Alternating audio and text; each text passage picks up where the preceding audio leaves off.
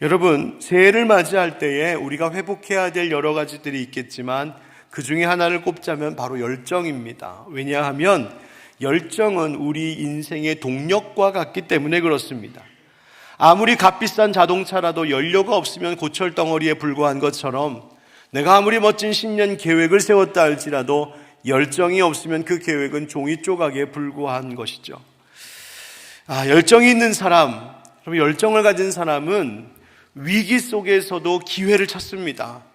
삶이, 환경이 막 상황이 어려워져도 뭔가 길이 있을 거야. 그런데 열정이 없는 사람은 아무 문제도 없는 평탄한 길을 가면서도 자꾸만 장애물만 눈에 띄입니다. 이것도 힘들다, 저것도 힘들다. 여러분, 성경의 역사를 보십시오. 하나님은 언제나 능력이 뛰어난 사람이 아니라 하나님을 향한 뜨거운 가슴을 가진 열정의 사람들을 통하여 일하셨습니다. 하나님은 비전의 사람을 찾으시는데 그 비전의 사람이란 또한 그 비전을 이루고자 하는 열정의 사람이기도 합니다. 여기서 우리는 중요한 질문 한 가지를 해야 됩니다. 그래, 나는 열정이 있다. 그런데 내가 품은 열정은 과연 무엇을 향한 것인가를 점검해 봐야 합니다. 열정이란 어떤 것에 대한 열심과 애정을 이야기하는 것일 텐데 그 목적과 대상이 과연 옳은가? 나의 열정을 점검해 봐야 합니다. 방향과 동기가 잘못된 열정은 오히려 우리 자신과 주변을 태워버리는 파괴적인 불이 될 수 있기 때문입니다. 여러분, 그리스도인은 거룩한 성도로서 그 품은 열정도 거룩한 열정이어야 합니다. 그렇다면 그 그리스도인들이 가져야 할 올바른 열정, 거룩한 열정이라는 것이 무엇일까? 여러분, 그것은 우리가 스스로 억지로 짜내는 감정이 아닌 것 같습니다. 하나님께서 부어주시는 마음이어야 합니다. 바로 이사야 선지자가 그것을 증언해 주고 있습니다. 이사야 선지자는 하나님이 보여주시는 이상을 보는 비전의 사람이었고 그 비전이 이루어지기를 뜨겁게 바라는 열정의 사람이었습니다. 사랑하는 성도 여러분, 오늘 많은 사람들이 열정을 상실한 채 살아가는 이 시대 속에 또 열정을 품었다 해도 세상에 헛된 것, 잘못된 것을 내 열정의 대상으로 삼고 살아가는 사람들이 많은 이 세대 속에 우리가 오늘 말씀을 함께 귀 기울여 들음으로 우리 각 사람과 교회가 하나님 앞에 하나님 기뻐하시는 거룩한 열정을 회복하는 자들, 그래서 하나님이 그토록 찾으시는 그 한 사람, 하나님이 그토록 바라시는 그 한 교회가 바로 우리 하늘빛 광성교회와 모든 성도들 될 수 있기를 예수님의 이름으로 축원드립니다. 한번 따라하겠습니다. 예배의 열정. 하나님께서 이사야에게 가장 먼저 하신 일 무엇인가 보았더니 이사야야, 너 이런 일 좀 해라, 갑자기 시키신 명령이 아니었습니다. 1절부터 4절의 말씀이 다음과 같습니다. 우시야 왕이 죽던 해에 내가 본즉 주께서 높이 들린 보좌에 앉으셨는데 그의 옷자락은 성전에 가득하였고 스랍들이 모시고 섰는데 각기 6날개가 있어 그 둘로는 자기의 얼굴을 가리었고 그 둘로는 자기의 발을 가리었고 그 둘로는 날며 서로 불러 이르되 거룩하다 거룩하다 거룩하다 만군의 여호와여, 그의 영광이 온 땅에 충만하도다 하더라. 이같이 화답하는 자의 소리로 말미암아 문지방의 터가 요동하며 성전의 연기가 충만한지라. 아멘. 여러분, 이것이 무슨 장면일까요? 바로 하늘에서 이루어지고 있는 천상의 예배, 영광스러운 예배를 지금 이사야가 환상 가운데 목격하고 있는 겁니다. 하나님께서 높은 보좌 위에 앉으셨고 하나님의 그 거룩하신 그 옷자락이 성전 가운데 가득 차고 스랍들이란 바로 천사들을 말합니다. 천사들이 찬양하고 예배하는 영화로운 장면을 보게 하셨습니다. 그 영광스러운 하늘 예배, 천상의 예배의 자리에 하나님이 이사야를 초대하시고 거기를 경험하게 하신 겁니다. 그 영광스러운 예배의 경험이, 무엇의 경험이? 영광스러운 예배의 경험이 이사야의 삶을 바꾸어 놓았습니다. 여러분 보십시오. 하나님께서 이사야를 이 영화로운 예배 가운데 부르시고 그 예배는 어떤 예배였냐면 온통 하나님의 영광과 충만한 임재만이 가득한 그런 예배였습니다. 하나님을 찬양하는 천사들의 소리만 가득 들리고 여호와의 거룩함과 영광이 온 땅에 충만하여 문지방의 터가 요동하고 연기가 가득한 하나님의 임재, 하나님의 권능의 가득함을 이야기하는 겁니다. 다른 것은 보이지 않았습니다. 오직 하나님의 영광, 하나님의 임재, 하나님의 권능만 보였다는 말입니다. 자, 그렇다면 오늘 우리가 드리는 이 예배는 어떨까요? 여러분, 우리 예배도 정말 하나님만 보이는 예배입니까? 아니면 하나님 외에 다른 것들이 더 많이 보이는 예배입니까? 성도들의 찬송 소리만 들리는 예배 맞습니까? 여러분, 참된 예배는 하나님만 보이는 예배입니다. 어떤 예배라고요? 하나님만 보이는 예배. 우리 하늘빛 광성교회 예배가 그런 예배 되기를 주의 이름으로 축복합니다. 왜 그래야 하냐면 예배란 구경꾼들의 관람이 아니라 거룩하신 하나님의 부르심 앞에 서는 일이기 때문에 그렇습니다. 중세시대 교회의 종교개혁자들이 당시의 예배를 개혁하면서 화려한 음악 연주를 중지시켰습니다. 장식도 없앴습니다. 성상들, 성화들 다 제거했습니다. 왜 그런 줄 아십니까? 예배하는 자들의 시선이 그 화려함, 그 아름다움에 다 빼앗겨서 말씀을 통해 찾아오시는 하나님을 보지 못할까 두려웠기 때문입니다. 그 화려한 연주의 음악이 그 거대한 성당을 울리는 그 아름다운 연주 소리에 사람들의 귀가 다 빼앗겨서 정작 세밀하게 나에게 다가오시는 하나님의 그 세미한 음성을 듣지 못할까 두려웠기 때문입니다. 사랑하는 성도 여러분, 우리가 드리는 예배, 우리 하늘빛 광성교회 예배는 하나님만 보이는 예배가 되기를 간절히 소망합니다. 만약 여러분들이 우리 하늘빛 광성교회에 나오셔서 예배 드리러 나왔는데 처음에는 하나님만 보이는 것 같다가 어째 갈수록 하나님은 보이지 않고 저 박 목사만 보인다, 하나님의 말씀은 잘 들리지 않고 사람의 말만 자꾸 들린다, 나 자신과 내 필요와 내 걱정과 내 욕심만 자꾸만 보인다, 정작 예배 가운데 하나님은 보이지 않는다 싶으면 여러분, 빨리 하나님만 보이는 그런 예배가 있는 다른 교회를 찾아가셔도 괜찮습니다. 제가 설교 원고 써놓고 이 문장을 넣을까 뺄까 얼마나 많이 고민했는지 모릅니다. 진짜 가면 어떡하지?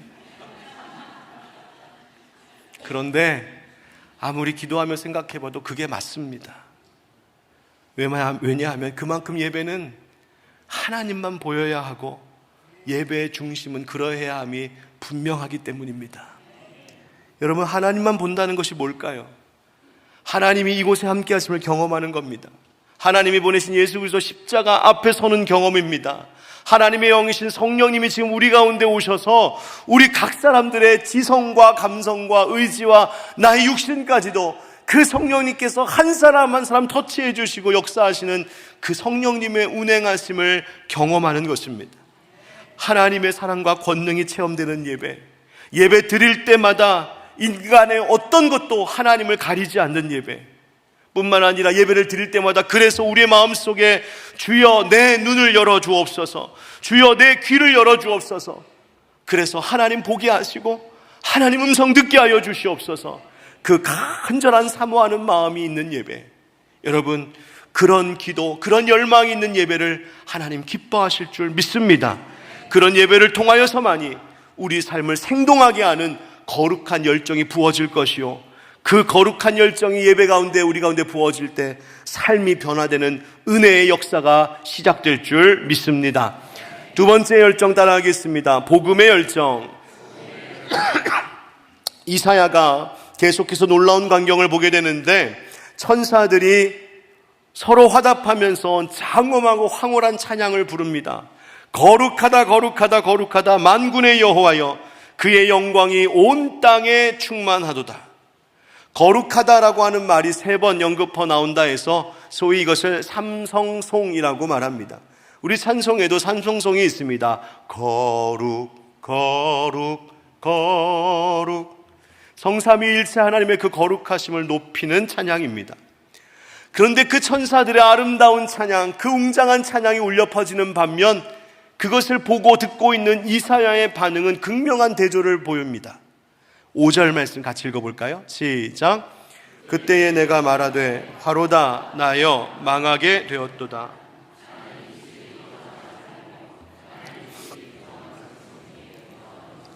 만군의 여호와이신 왕을 배웠음이로다 하였더라. 아멘. 이사야가 외칩니다. 화로다 망하게 되었도다. 이 말의 뜻은 나 이제 끝났구나. 야, 나 이제 큰일 났다. 나 죽었구나. 그런 말입니다. 왜 그렇게 말했을까요? 내 입술이 부정하다. 나는 입이 부정한 사람입니다. 라고 고백하고 있기 때문입니다. 여러분, 왜 그렇게 말했을까? 입에서 말이 나옵니다. 그런데 사실 말이라고 하는 것은 내 입술이 만드는 것이 아니라 내 속에 있는 마음에서 올라오는 것이죠. 그래서 부정한 입이라고 말하는 것은 내 존재의 부정한 본성 그 자체를 의미합니다. 그러니까 쉽게 이야기하면 하나님, 내가 죄인입니다. 내 전 존재가 부정할 뿐입니다. 그렇게 말하는 겁니다. 하나님의 그 거룩하심 앞에 서니까 자기 자신이 하나님께서 나를 용납하시기에는 너무나 미치지 못하는 그 죄가 많고 부정한 자임을 깨달았던 것입니다. 거룩하신 하나님의 임재를 경험하는 순간 자기의 부정함을 깨달았을 뿐만 아니라 자기 민족 이스라엘의 부정함도 하나님 앞에 자복합니다. 여러분, 거룩하신 하나님만 보이는 예배, 하나님을 주목하는 예배를 드리는 그 예배자의 참된 반응이 뭘로 나타나는지 아십니까? 바로 내 처지가 어떠한지를 정확하게 인식하는 것부터 시작됩니다.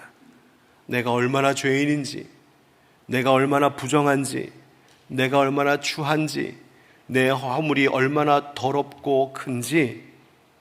그런데 이는 역설적으로 바로 내가 얼마나 바르게 예배드리고 있는지를 증명하는 것입니다. 빛에 가까이 다가가면 다가갈수록, 태양이 높이 뜨면 높이 틀수록 이 세상에 더럽고 지저분한 것들이 선명하게 죄다 드러나는 것처럼 거룩하신 하나님을 예배 가운데 만나고, 그래서 예배를 드리면 드릴수록, 말씀을 들으면 들을수록 찬양의 영광스러운 소리가 울려 퍼질수록 그것에 비하여 너무나 죄 많고 부정한 내가 부끄러워지기 시작하는 것, 내 부정함이 자꾸만 들추어지는 것 같은 것, 그래서 마음이 불편해지고 쥐구멍이라도 있으면 숨어 들어가고 싶고 내 양심이 안절부절하게 된다는 것. 만약 그런 현상이 여러분들의 예배 가운데 있거든, 그게 맞습니다. 내가 말하고 행동했던 것들이 부끄러워지고 나의 생활 태도가 부끄러워지고 교회 생활, 가정 생활, 직장 생활, 그 안에 있는 많은 관계들 속에서 내가 보여왔던 그 모든 모습들이 자꾸 머릿속에 마음속에 떠오르면서 아이고 큰일 났구나, 이러면서도 내가 하나님의 자녀인가, 이러면서도 내가 하나님의 성도인가 싶은 마음이 들거든 여러분 기뻐하십시오. 그게 긍정의 신호입니다. 성령님께서 하시는 일이기 때문입니다. 성령님은 말씀으로 우리의 마음을 조명하셔서 그 죄를 드러나게 하십니다. 죄의 행실을 보게 할 뿐만 아니라 그 행실 이면에 왜 그런 죄를 지었는지 우리의 저 깊은 속의 죄의 본성까지 들추어 보게 하십니다. 왜? 바로 거기가 그렇게 내가 무너짐이 하나님의 은혜가 시작되는 자리이기 때문입니다. 하나님이 기뻐 받으시는 예배는 바로 우리의 상한 심령이기 때문입니다. 그래서 이 이사야가 나는 부정하다, 나는 망했다 할 때에 어떤 일이 벌어졌나요? 우리 6절 7절 같이 읽겠습니다. 시작. 그때에 그 스랍 중에 하나가 부젓가락으로 제단에서 집은 바 핀 숯을 손에 가지고 내게로 날아와서 그것을 내 입술에 대며 이르되 보라, 이것이 네 입에 닿았으니 네 악이 제하여 졌고 네 죄가 사하여 졌느니라 하더라. 아멘. 스랍들 천사 중에 하나가 벌겋게 달아오른 숯 하나를 들고 와서는 그 이사야의 부정하다 하는 입에 댑니다. 그리고는 선포하기를 네 악이 제하여 졌고 네 죄가 사하여 졌느니라. 사죄의 선언을 합니다. 정결케 되었다 합니다. 그 불로 깨끗하게 태워 정화시켰다는 것입니다. 여러분, 그렇다면 이런 일이 우리 예배에도 일어날까? 예, 일어납니다. 그런데 두 가지가 필요합니다. 두 가지 고백이 필요합니다. 첫 번째, 하나님의 거룩하심 앞에 비추어져서 내가 깨닫고 발견하게 된 나의 그 죄, 허물, 그 추함, 그 모든 죄가 얼마나 큰 죄인지 십자가 형틀에 매달려 죽어 마땅한 죄임을 인정하는 고백이 필요합니다. 두 번째, 그래서 내가 매달려야 되는 저 십자가에 하나님께서 보내신 아들 예수 그리스도께서 나 대신 매달리시고 못 박히셔서 대신 죽으심으로 내가 치루어야 할 죄값을 그 예수님이 치르셨음을 믿고 고백하는 것입니다. 여러분, 믿으십니까? 우리는 이것을 속죄라고 이야기합니다. 교회에서 속죄, 구속, 또 대속 이런 말을 많이 씁니다. 여러분, 한자로 보시면 이런 뜻입니다. 속죄라고 하는 것은, 속은 속하다, 값을 치른다라는 뜻입니다. 그러니까 죄값을 치른다. 예수 그리스도께서 우리 죄를 대신하여 십자가에 못 박혀 죽으심으로 우리 죄에 대한 값을 대신 치르시고 우리를 구원하셨다는 말이 속죄입니다. 그리고 거기에 구원하셨다라는 의미를 좀 더 강조하기 위해서 구원하다라는 뜻의 구자를 붙여서 구속이라고 부르기도 합니다. 그 다음, 내가 치러야 될 죄값을 예수님이 대신 치르셨다 하여 대속이라고 부르기도 합니다. 바로 이 이야기를 우리는 뭐라고 말합니까? 복음이라고 말하는 겁니다. 기쁜 소식, 내가 죽어야 될 저 사형틀에 하나님의 아들 예수님께서 나 대신 죄값을 속하셨으므로 내가 살게 되었습니다. 바로 복음입니다. 여러분은 복음에 대한 열정이 있으십니까? 복음의 열정이란 무엇일까요? 그것은 내가 그 복음의 의미가 무엇인지를 온전히 깨닫고 기뻐하고 그 복음을 자랑하며 사는 겁니다. 여러분은 생활 속에서 복음을 부끄러워하십니까? 자랑하며 사십니까? 여러분, 로마서 1장 16절에 보니까 사도 바울은 이렇게 말합니다. 내가 복음을 부끄러워하지 아니하노니 이 복음은 모든 믿는 자에게 구원을 주시는 하나님의 능력이 됨이라고요. 갈라디아서 6장에서도 바울은 주 예수 그리스도의 십자가 외에 결코 다른 것 난 자랑할 것이 없다 했습니다. 여러분, 복음의 열정이라고 하는 것은 그 복음을 뜨겁게 사랑하고 그 복음을 자랑하며 사는 겁니다. 복음이 내 인생을 움직이는 힘이 되게 하는 것입니다. 여러분, 따라합시다. 복음이 나를 움직이게 하라. 복음이 나를 감동시키고 복음이 나를 감사하게 하고 복음이 나로 하여금 그와 같은 말과 행동을 하고 복음이 내 발걸음을 옮기게 하는 겁니다. 복음이 나에게 위로와 소망을 가져다 주고 복음이 나에게 용기를 주고 복음이 나를 날마다 죽고 또다시 살게 하는 것입니다.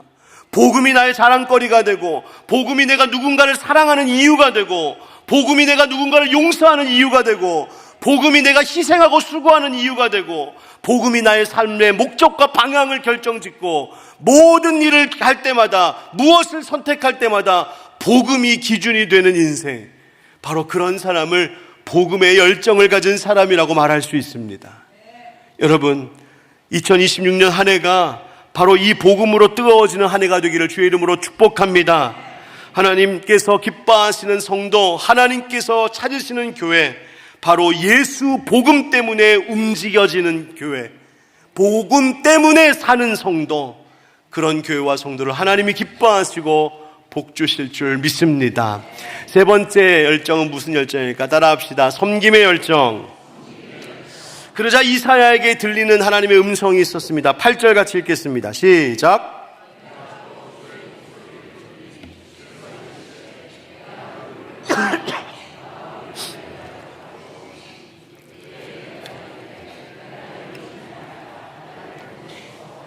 아멘.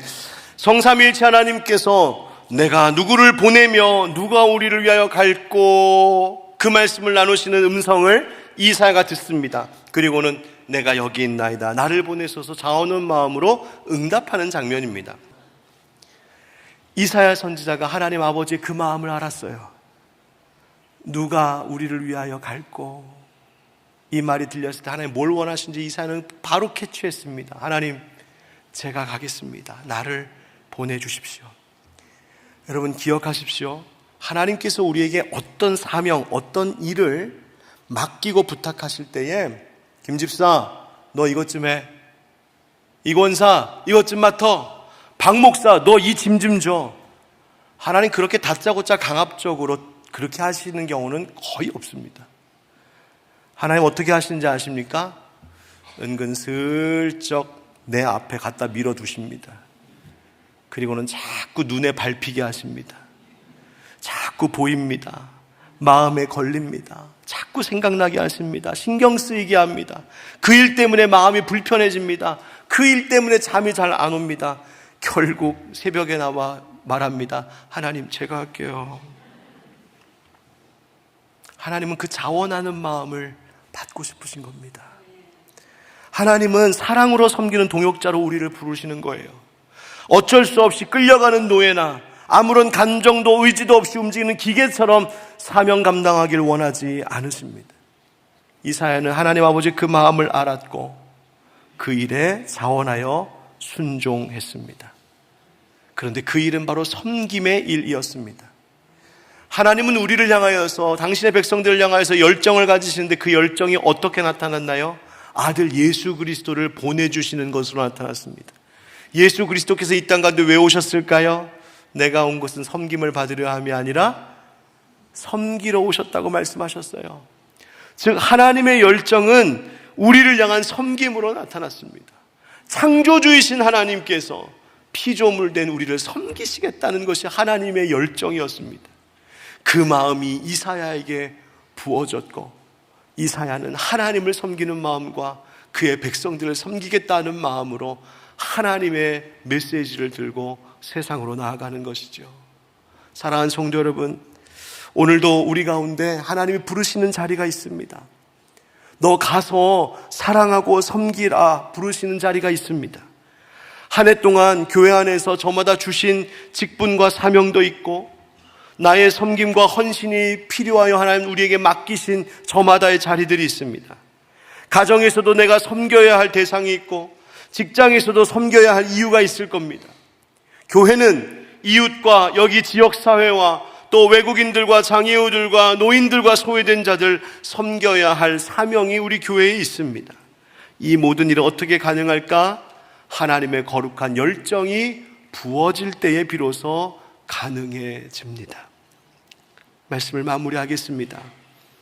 삶의 열정을 잃어버리고 사는 이 시대, 열정을 가졌다 한들 옳지 못한 대상과 이유에 열중하고 있는 이 세대 속에서 하나님은 하나님이 기뻐하시는 그 거룩한 열정을 가지고 살아가는 그런 사람들을 찾고 계십니다. 하나님만 보이는 예배가 회복되고 복음의 기쁨과 능력을 다시 체험하여서 그 복음에 따라 사는 사람들, 복음 전하는 일에 뜨거워지는 우리가 되길 주의 이름으로 축복합니다. 하나님께서 내가 누구를 보내며 우리를 위하여 누가 갈꼬 하실 때에 주님 제가 저기 있습니다 그러지 마시고 하나님 제가 여기 있습니다. 하나님 앞에 고백함으로 하나님께서 찾으시고 하나님이 쓰시는, 그래서 또한 하나님만 주실 수 있는 놀라운 은혜와 복을 누리시는 2026년 우리 모두가 되기를 예수님의 이름으로 축원드립니다. 한번 따라합시다. 하나님의 부르심 앞에 거룩한 열정으로 예배의 열정, 복음의 열정, 섬김의 열정. 아멘.